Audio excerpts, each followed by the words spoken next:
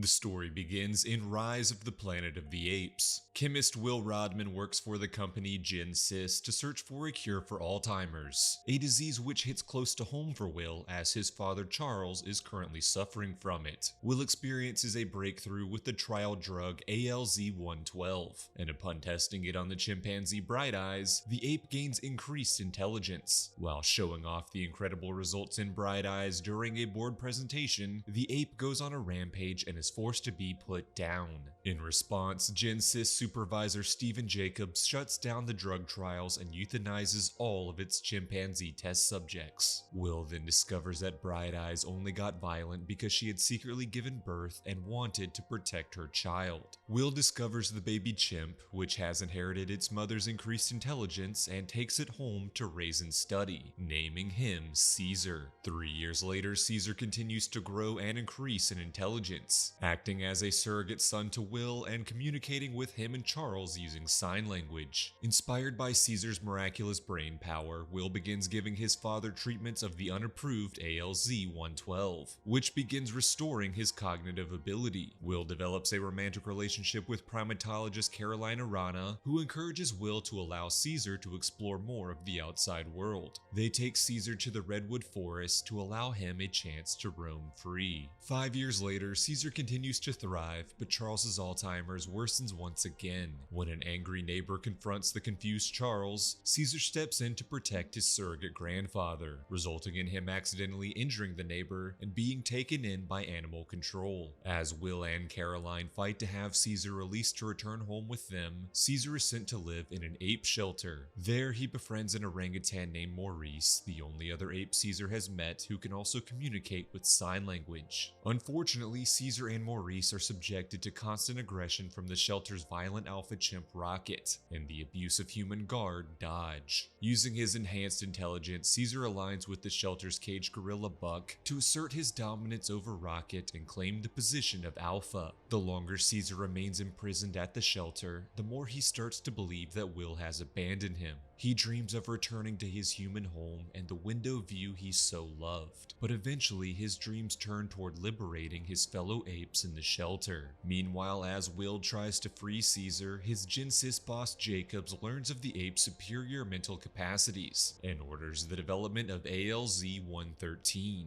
a stronger gas version of the drug. They test the drug on the ape Koba, but its effects on humans proves deadly, resulting in the death of Will's friend and colleague Franklin. Despite this, Jacobs moves forward with the drug's development, prompting Will to quit in protest. As Will finally comes to take Caesar home, Caesar instead steals ALZ-113 and remains in the shelter, using the drug on his fellow apes to enhance their intelligence and help them fight back against their oppressors. As Dodge attempts to control the apes and put them back in their cages, Caesar stands up to him, speaks for the first time by uttering the word no, and kills Dodge before helping his fellow apes escape the shelter. Caesar leads his army to Genesis, where they free the new ape test subjects including Koba, then release the apes from the San Francisco Zoo. As Caesar leads the apes across the Golden Gate Bridge to retreat into the Redwood Forest, they are confronted by armed forces. A battle ensues between man and ape, during which Buck sacrifices himself to take down an attacking helicopter, and Koba gets his revenge by killing Jacobs. Will warns Caesar that the apes will never stop being hunted and begs for him to return home, but Caesar affirms he has found a new home with his own kind. The father and son emotionally part ways, with Caesar now free amongst his own kind, while Will and the rest of the human race become subjected to the highly lethal virus that has now gone airborne. The story continues in Dawn of the Planet of the Apes. 10 years have passed and what has been dubbed the simian flu pandemic has wiped out most of humanity. Society has collapsed and the humans genetically immune to the virus live in small factions trying to reclaim the earth. Caesar now has a family, including a wife Cornelia and son Blue Eyes, and leads his community of apes alongside his top allies Maurice, Rocket, Koba, and the gorilla Luca. For the first time in years, Caesar's community encounter a group group of humans, led by a man named Malcolm, who are attempting to fix a nearby hydroelectric dam that could restore power to San Francisco. Despite Malcolm's good intentions, the human and apes get into a skirmish that results in Rocket's son Ash being injured by the human Carver. Caesar and his apes force the humans out, and Koba convinces Caesar to take an army to the humans' camp as a show of force, threatening the community's leader Dreyfus with violence if the apes are disturbed again. Despite this threat, Malcolm believes that humans and apes can work together and live in harmony, and so he leads a small team, including his wife Ellie and son Alexander, to make peace with Caesar. Caesar reluctantly allows the humans to work on the dam, during which he begins to bond with Malcolm and his family. That bond is strengthened when Ellie helps heal Caesar's sick wife Cornelia. Despite Malcolm's success at gaining the apes' trust, Dreyfus becomes paranoid that the apes will attack his community and begins stockpiling munitions from a nearby armory. When Koba discovers this, he blames Caesar for enabling the humans, accusing him of being more faithful to them than the apes. Caesar beats Koba for his insubordination but chooses to spare his life, spurring Koba to seek his own revenge. As the humans celebrate their successful restoration of the dam, Koba murders Carver and sets fire to the ape colony, before shooting and seemingly killing Caesar. Koba blames the attacks on the humans and rallies the apes to enact their revenge, even radicalizing Caesar's son Blue Eyes to join the fight. Koba's army plunders the armory and assaults the human compound, leading to an all-out war. After taking heavy casualties, the ape army wins, forcing Dreyfus to lead the surviving and able-bodied humans into underground tunnels. Koba then begins slaughtering the unarmed human prisoners he has captured, which disgusts Caesar's closest allies, leading Koba to imprison Maurice, Rocket, and Luca. When Ash refuses to kill an unarmed human, Koba kills him for his disloyalty.